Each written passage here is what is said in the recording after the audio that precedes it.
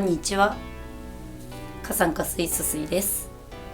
今日は浴衣の着付けを詳しく紹介したいと思います。これからの時期、浴衣を着たいという方はぜひご覧になってください。浴衣は透けやすいものが多いので、こういった透けにくい素材のものを下着として着用してください。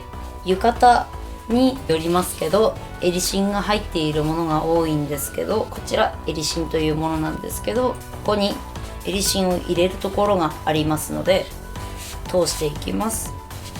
これを入れることによって首元がより綺麗に見えます。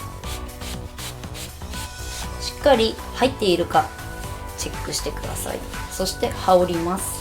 エリシンは浴衣のシーズンになると着付けセットみたいなのが浴衣売ってるところで売り出されますので、1980円から2980円以内で買えます。かかとからくるぶしにかけての間のちょっと下ぐらいのところを必ず姿見を見ながら確認します。右前足にかかるように調節してください。そしてこのままの状態をキープした状態で開いて折り込みます。そしたらこちらの腰紐を巻いていきます。ずれないように注意しながらしっかりと固定して中に折り込んでいきます。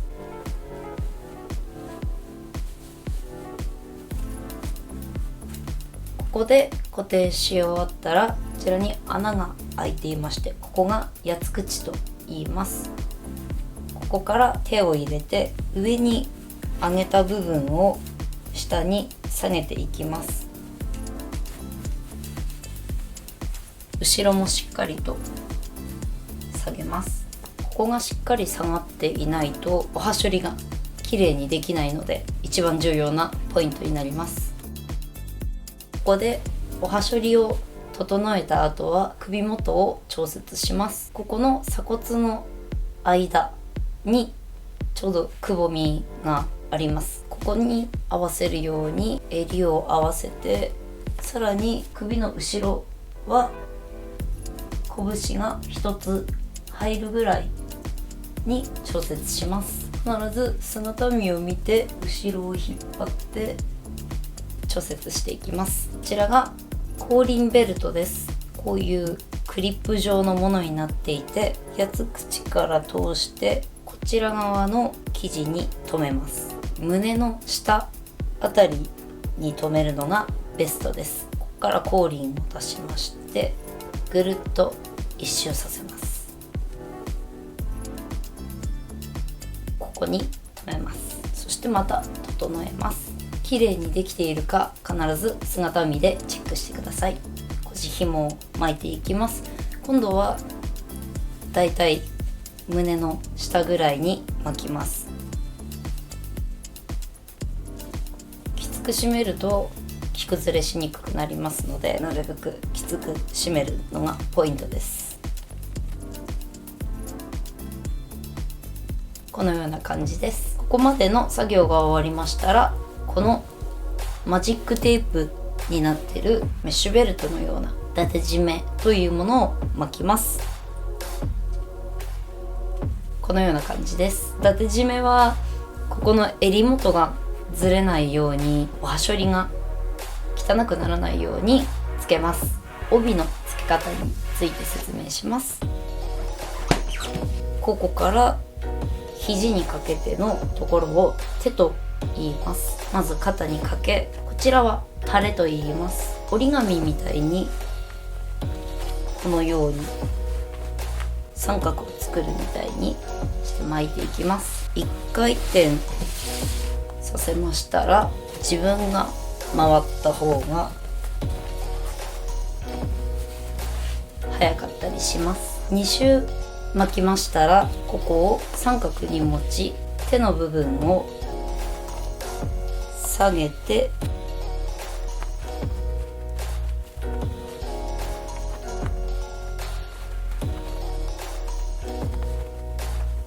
から通します。このような形になります。リボンの形を作っていきます。やり方は2種類あるんですけど、屏風畳にして蝶にするか、このように巻いて蝶にする、2種類があります。どちらでも好きな方でいいと思います。この時ポイントなのが、蝶にする形の帯は肩幅ぐらいに調節し、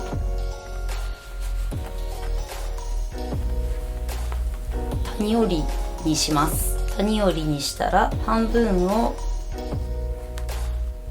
山折り、こちらも山折りにします。山折りと谷折りが綺麗にできると、このように綺麗なリボンの形になります。こちらの手の部分を下げて、一番上の帯の下から通します。手の部分が余りますので折り込みます。折り込み方は自由で、なるべくこのように何個かに畳んでここにしまうのがベストです。また姿見を見ながらリボンの形を整えていきます。リボンの形ができましたら、必ず右に回してください。右に回さないと着崩れてしまいますので、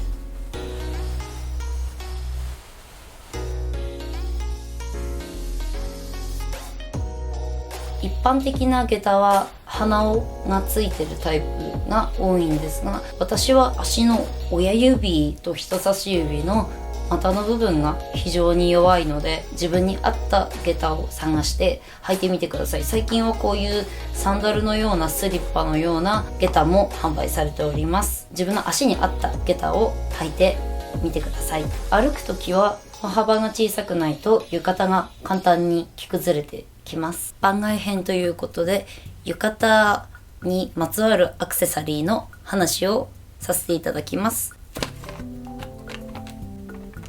扇子、帯のところに刺してあげます。このチャームが出て可愛いアクセサリーとなります。同時に着崩れ防止にもなります。着崩れてきたなと思ったら、ハンカチ、ティッシュとかを挟めると一石二鳥です。これが帯留めと言います。こういう飾りがついているものや紐だけのもの、もっとシンプルなこういうキラキラしていないものもあります。帯のところにアクセントをつけて可愛くするアイテムです。こういった髪飾り、揺れてるものが可愛いとされていますので、裏はクリップになっているので、このようにつけてあげたり、色の変化を楽しんでみてください。お祭りで売っているお面です。これは狐の面ですが、こちらは三毛神、狐の神様で、こちらは普通の狐の面です。首の後ろにかけてあげたり、そのままかぶっても楽しいです。いかがだったでしょうか。ぜひ参考にしてみてください。参考になった方はぜひチャンネル登録してください。そして私の今している浴衣に合うメイクの動画もございますので、そちらもぜひご覧になってください。